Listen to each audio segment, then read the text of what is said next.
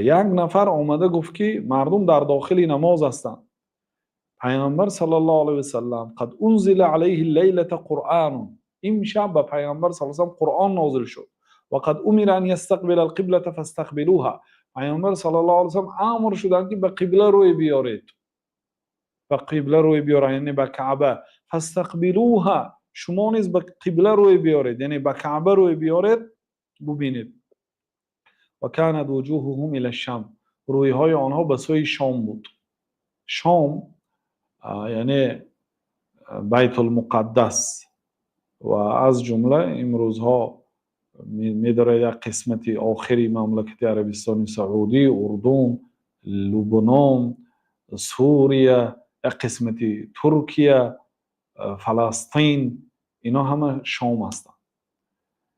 به سوی شام بود روی هاشان. فاستداروا الی الکعبه، در داخل نماز دور زدن به سوی کعبه.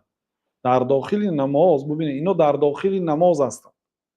یک آینده نمیدونن که او کی هست گفت که این شب به پیامبر صلی الله علیه و سلم قرآن نازل شد و پیامبر صلی الله علیه و سلم امر شدن که به سوی کعبه روی بیارند، شما نیز به سوی کعبه روی بیارید. در حال بعد شنیدن این سخن در جایش به سوی کعبه روی آوردن و نماز را ادامه دادند.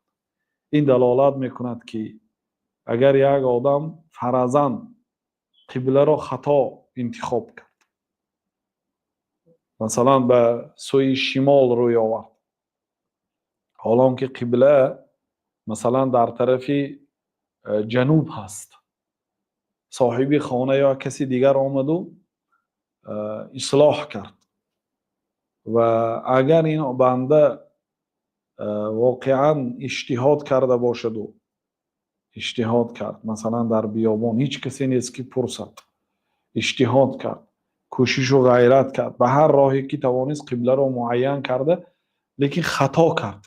یه حرکت نگاه کرده خواند که کسی پیدا شد آمد و قبلت خطا برادر گفته تغییر داد قبلشه، همین گونه به اون طرف برمیگردد، نمازش رو دوام میدهد، به نمازش صحیح است، یعنی نماز باطل نمیکند. ببینید صحابه ها تا آمدن خبر اونها وظیفه دار بودن که به سوی بیت المقدس نگاه کرده نماز گذارد.